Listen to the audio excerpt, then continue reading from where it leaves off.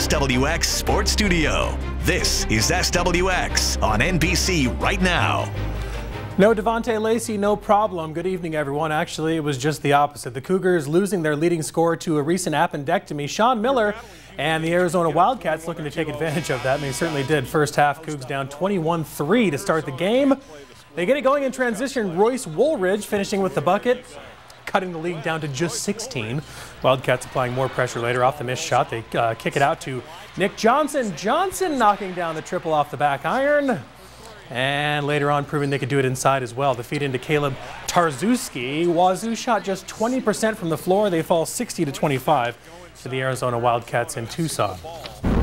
Huskies pulling off a rather stunning upset of Arizona State in Tempe, 76-65 the final. Nigel Williams-Goss, 12 points, 7 boards, 3 assists, 2 steals. Dogs will take their crack at #1 Arizona on Saturday.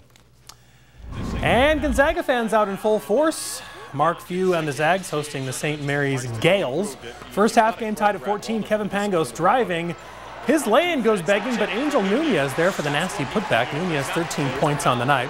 More of the same in the second half. A rather lazy pick and roll. Pangos driving and gets it to Szemet Karnowski. The big two-hand flush for the big boy out of Poland. Tied a game-high 15. They'd pull away late. David Stockton channeling dad drives, finds the crashing Nunez for the huge stuff. Zags roll over the Gales 73-51 the final. Ladies of Eastern Washington hosting Weber State. Eagles down by 1 in the second half, and former Chiawana Riverhawk Haley Hodgins catching fire pulls up and knocks down a 3. The Eagles taking a 2-point lead at that point, and the next time down court, Aubrey Aschenfelter finds Hodgins in the corner, and she again buries the 3-pointer. Eastern up 5.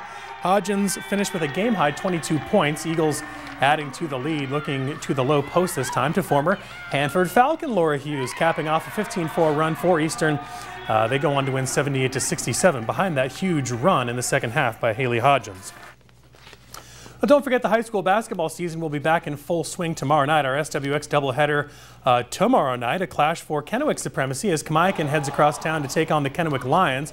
The boys neck and neck in the conference, both at 1-1, while the girls both still seeking their first conference win as they both sit at 0-2. Girls tip at 5:45.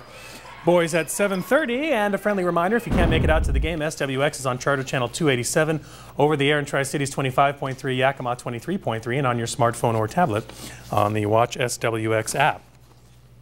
Well, the Fever pass rush heating up. Their matchup with the Wyoming Cavalry fast approaching, now less than 2 months away. The Fever adding to their defense today. They bring in E.J. Nduka, a 6'5", 260-pound linebacker. He spent last season with the Toronto Argonauts in the Canadian Football League. Solid numbers in 2013, 25 tackles, 6 sacks, 4 hurries, 4 forced fumbles. Coach Shackelford calling Nduka quick and explosive.